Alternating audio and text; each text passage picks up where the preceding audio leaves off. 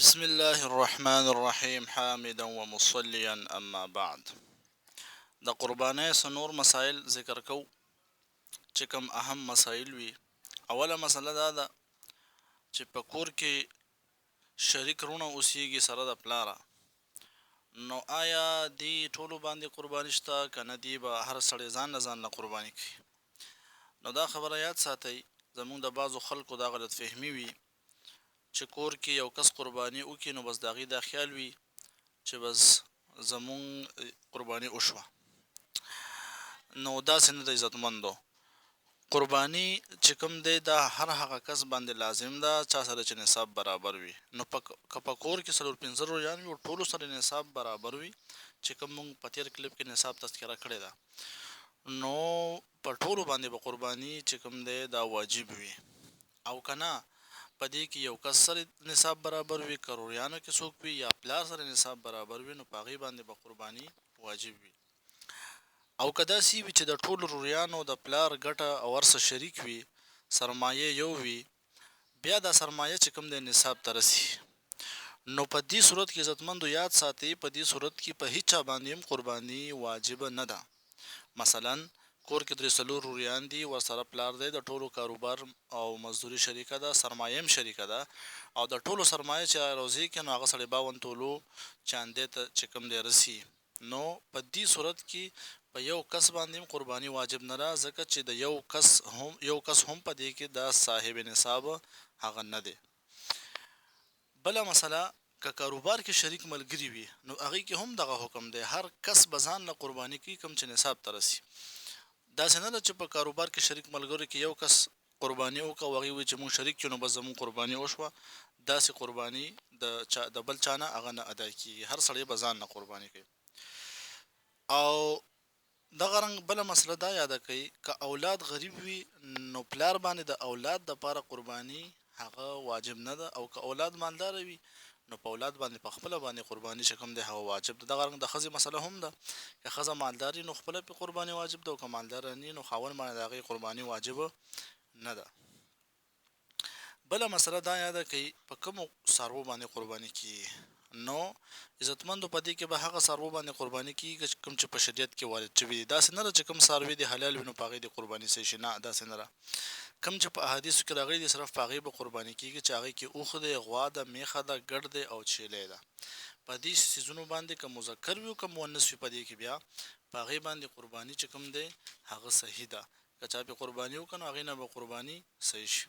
او دغه رنګ بله مسله پکې دا هم یاده کړي چې فارمي غوایي چې کوم دی په دې هم قرباني صحیح ده، ځکه چې د فقهاو قاعده ده چې حکم الولد حکم امه فی الحل والحرمة دون الفحل.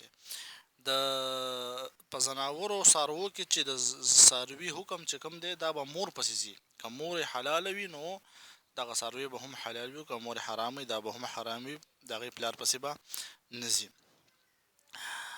او یو مسله پکې دا یاده کړي چې قرباني کې چې کوم دی بهتر کوم د چا قرباني دی، یعنی د مذکر قرباني کول بهتر دی که د مؤنث قرباني کول بهتر دی. نو زما عزتمندو په ټولو کې که هغه غوا وي یا دغه رنګ چې کوم دی میښه وي یا دغه رنګ چې کوم دی چیلی وي ګډه وي، په ټولو کې د مؤنث قرباني چې کوم دی د افضله او بهتره ده. عالمانو داسې لیکلي دي، او د هغې وجه دا ده چې د هغې غوښه چې کوم دی هغه ښه وي په نسبت د مذکر باندې. البته که مذکر داسې وي چې مزیدار سوربه وي صحتمند وي نو بیا د هغې قرباني هم بهتره ده. په قربانۍ کې عزتمندو بعض خلکو دا خیال چې صرف وینه تویول دي، نو نه داسې نه ده. صرف وینه تویول نه دي چې ته یو کمزوری څاروی دی په اوبه کسه باندې راشي صرف په دې نیت سړی ولي چې وینه تویو حساب یې لږه راشي، نو دا قرباني بهتره قرباني نه ده. بهتره دا ده چې هغه چې کوم دی سړی ښه څاروی والي، سرب صحتمند څاروی والي، ځکه الله رب فرمایي لن تنالوا البر حتی تنفقوا مما تحبون. تاسو تر هغه وخته پورې نیکي نشي حاصلولی تر څو پورې تاسو هغه مال خرج نه کوئ کوم چې تاسو ته ټول نه زیات خوښ وي. د دې د وجې نه ښه سرب او صحتمند څاروي باندې قرباني چې کوم دی هغه پکار ده، او د اخیستلو په وخت کې هم دې ته خیال پکار دی چې داسې څاروي سړی والي چې په هغې کې غوښه هم ډېره وي او سرب او صحتمند هم وي.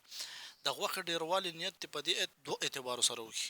یو په دې اعتبار سره چې صحتمند او ښه څاروي د الله په لاره کې قرباني کړم الله به رانه خوشحاله شي، او دویم په دې نیت باندې چې ډېرې غوښې والا څاروي زه قرباني کوم نو پکې به د غریبو خلکو څه حصه مو کومه د هغې ته به هم پکې فایده ورسي. او یو اهمه مسله دا هم یاده کړئ د قربانۍ د څارویو عمرونه چې کوم دی هغه شریعت مقرر کړي دي. نو که څوک په اوښ باندې قرباني کوي نو د 5 کالو نه کم اوښ باندې قرباني هغه نه کېږي، که یو ورځ هم کم وي قرباني به پرې نه کېږي. غوا او غوایه میخه او کټې چې کوم دی په دې کې 2 کاله عمر هغه شریعت مقرر کړی دی. 2 کالو نه که عمر کم وي نو بیا چې کوم دی په دې باندې قرباني نه کېږي. ګډه او چیلي او دغه رنګ چیلی په دې کې چې کوم دی 1 کال شریعت چې کوم دی عمر د دې مقرر کړی دی. که 1 کال نه عمر کم نو بیا پې قرباني نه کېږي. البته په ګډه کې دا یو مسله عالمانو لیکلې ده، که داسې وي چې یو ګډ 6 میاشتو ته رسېدلی وي یا 6 میاشتو نه زیات عمر وي خو هغه داسې سرب او صحتمند ښکاري چې لکه د 1 کال یا د 1 کال نه هم زیات ښکاري نو په دې باندې بیا قرباني هغه صحیح ده. بله مسله دا یاده کړئ، اخري مسله چې کله عمر پوره وي د څاروي نو په هغې کې غاښونو راوتلو ته بیا اعتبار نشته. اوس چې مثلا میخه د 2 کالو نه اوړېدلې نو بس بیا غاښونه ماښونه مه ګوره، که غاښونه وي او که نه وي په دې باندې قرباني صحیح ده.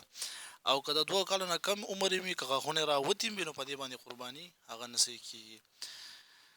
عزتمندو څوک هم چې دا اوري نو مخکې ملګرو سره شیر کړئ د ثواب په نیت باندې او د صدقې جاریې په نیت باندې. یو مسله عالمان وایي او روایتو کې راځي چې یو مسله څوک یاده کړي نو د 1000 رکعاتو نفلو نه زیات ثواب دی. نو دا مسایل یاد کړئ او نورو ملګرو سره هم شریک او شیر کړئ.